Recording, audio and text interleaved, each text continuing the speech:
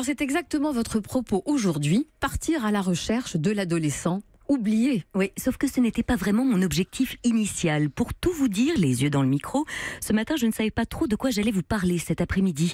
Je reste une femme fragile avec ses failles et son angoisse de la page blanche. Moi aussi, je chemine, comme on dit.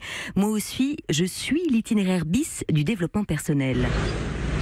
C'est pour cela que j'ai décidé de m'en remettre à plus grand que moi, de voir ce que l'on m'enverrait comme message, quelles leçons de développement personnel on mettrait sur ma route.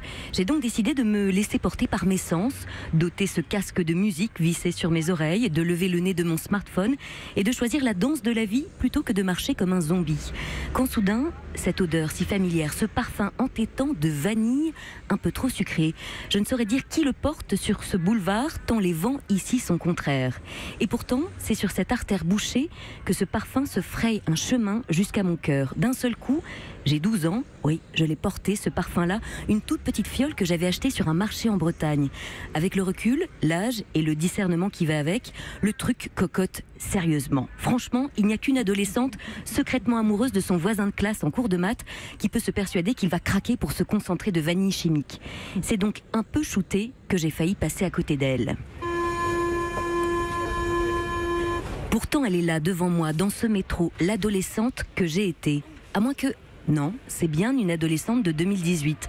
Un double intérieur incarné, là, devant moi, comme si toutes ces pensées nostalgiques générées par ce parfum à la vanille l'avaient fait apparaître. Elle est là, un peu à distance, planquée sous sa frange et ses écouteurs et tente de cacher ses larmes sous la lumière blafarde de la ligne 14. Elle aussi a 12 ans, elle aussi traverse l'adolescence, comme disent les psys, et pour elle aussi le métro, c'est son sas de décompression.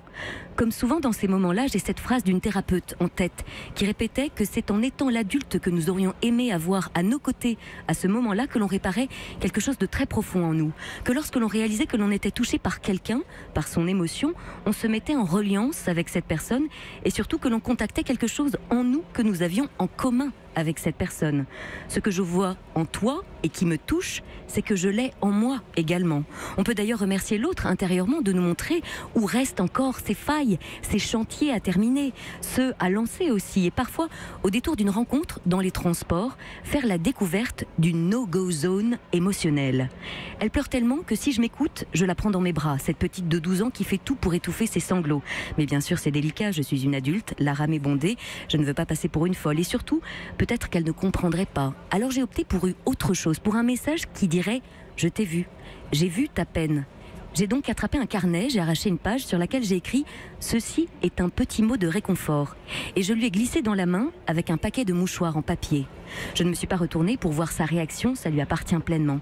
Mais là, juste devant moi, comme une réponse, comme un mantra pour l'adulte en chemin que je suis, il y a cette dame avec ce sac en tissu sur lequel est écrit cette phrase de Gabrielle Chanel. « J'ai choisi ce que je voulais être et je le suis. » Et vous, si vous tombiez sur lui ou elle, que diriez-vous à l'adolescent que vous étiez ? Merci Anne.